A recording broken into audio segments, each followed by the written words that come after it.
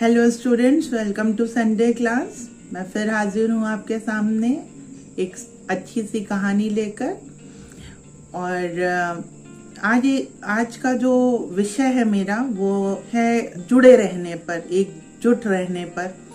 लेकिन समाज की एक दुखद घटना है, ये एक दुखद परिस्थिति है कि आज एकल परिवार बहुत ज़्यादा प्रचलित हो रहे हैं। मतलब लोगों को एकल परिवार बहुत पसंद है, जॉइंट फैमिलीज खत्म हो सी गई हैं।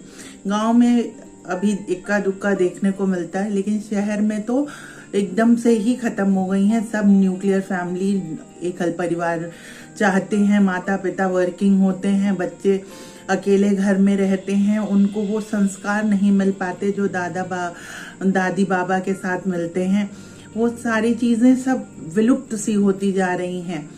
और ये जो मैं कहानी कहने जा रही हूँ, इस कहानी से आपको बहुत बड़ी सीख मिलेगी कि एकजुट होना, परिवार का एकजुट रहना, समाज में मिलजुल कर रहना कितना जरूरी होता है। भाई बंधुत्व का होना कितना जरूरी होता है। ये जो प्रसंग है वो रामायण का है, और रामायण में ये प्रसंग रावण की मृत्यु के समय का है, जब रावण मृत्यु शैया पर लेटा हुआ था और वो राम जी से कहता है कि मैं आपसे कुछ कहना चाहता हूँ।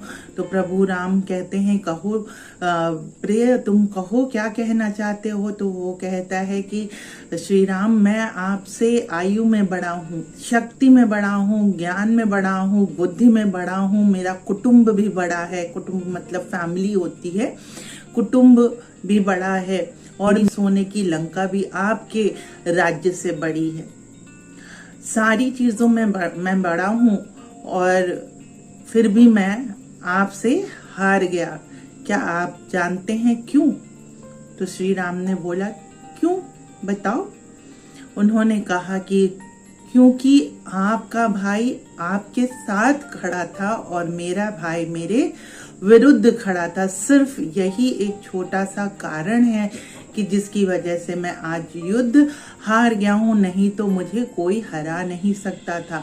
आज मेरा भाई मेरे विरुद्ध है और आपका भाई आपके साथ खड़ा है, तो आपने रावण जैसे वीर पर विजय पा ली है, वरना कोई मुझे हरा नहीं सकता। ये एक बहुत बड़ा उदाहरण है कि जब आपका परिवार आपके साथ होता है, आपके साथ रहता है, तो आपको कोई हरा नहीं सकता। किसी भी विषम से विषम परिस्थिति में आप हो तो उससे आप बाहर आ जाएंगे। उसमें कोई भी कठिनाई आपको नहीं होगी, क्योंकि 100 हाथ जब काम करने लगते हैं तो 100 तरीके भी निकल आते हैं। एक अकेला क्या कर सकता है? कुछ नहीं कर सकता। वो डॉक्टर को बुलाएगा या कुछ करेगा, क्या अकेले कितना दौड़ेगा? हो ही नहीं सकता, पॉसिबल ही नहीं हो सकता, वो हार ही जाएगा।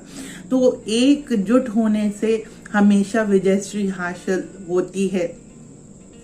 एक कहावत कही गई है कि पेड़ों के कटने का किस्सा ही ना होता अगर कुल्हाड़ी के पीछे लकड़ी का हिस्सा ही ना होता। तो ये बहुत बड़ी सीख देता है हमें कि अपने ही अगर हमारे पक्ष में हो तो हम जीत जाते हैं, और हमारे विपक्ष में हो तो हम कुछ भी नहीं कर सकते, हमारी हार निश्चित है। तो वो परिवार को जोड़े रखना बहुत जरूरी है। और आज के समाज में ये एक कुप्रथा सी बन गई है। पता नहीं, मतलब लोग अपने आप को बहुत स्मार्ट समझते हैं एकल परिवार में रहकर, अपने भाई बहनों से दूर रहकर, लेकिन हार जा रहे हैं। हम हार रहे हैं, हम हार की ओर बढ़ रहे हैं। तो जरूरी है कि हम एक दूसरे का हाथ थामें, हर मुसीबत में एक दूसरे का साथ दें। ये जो विचार है कि उन्होंने मेरे लिए क्या किया और मैंने उनके लिए क्या किया, इसको भूलकर अपने पेड़ को मजबूत करें, उसे कटने ना दें, उसे फ्लरिश करें, उसे और हरा भरा करें, जिससे कि आगे आने वाली पीढ़ी भी अपने भाई बहनों का हाथ थामे रहे, वो उनका हाथ छोड़ ना दे। क्योंकि अगर हाथ छूटा तो हार ही मिलेगी, विजयश्री नहीं मिलेगी। ये कहानी इसीलिए मैंने सुनाई है क्योंकि आज का समाज जो है वो इस विचारधारा को लेके चल रहा है कि मैं अकेले सुखी रहूंगा, लेकिन अकेले कोई सुखी नहीं होता है। अकेलेपन में सिर्फ अशांति ही मिलती है। अकेला दिमाग, जो खाली दिमाग होता है, वो शैतान का घर होता है। निगेटिविटी आती है, नेगेटिव थॉट्स आते हैं। तो इन सब से अगर बचना है तो एकजुट, एक साथ रहिए, खेलिए, कूदिए, हंसिए, बोलिए।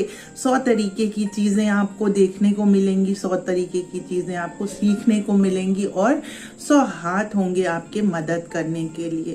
तो मेरी यही गुजारिश है आज के पेरेंट्स से, आज के बच्चों से, कि वो परिवार को बांधना सीखें। अगर परिवार बंधा हुआ रहेगा तो समाज भी बंधा हुआ रहेगा और विश्व भी वसुधैव कुटुंबकम का शिक्षा लेता रहेगा, वसुधैव कुटुंबकम चलता रहेगा, वरना ये सब खत्म हो जाएगा।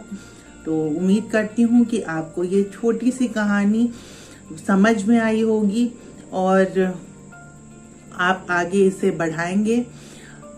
और फिर से रिक्वेस्ट करती हूँ कि आप मेरे चैनल को लाइक, सब्सक्राइब और कमेंट ज़रूर करें। छोटी छोटी कहानियाँ हैं जो बड़े बड़ी सीख दे जाती हैं। बहुत ज़्यादा तीम झाम तो नहीं है इसमें कि दिखावा है, सिर्फ मेरे शब्द हैं। इन शब्दों को अगर आप सुनते हैं, धारण करते हैं, ग्रहण करते हैं और आगे बढ़ाते हैं तो ज़रूर कुछ ना कुछ अच्छा होगा। धन्यवाद।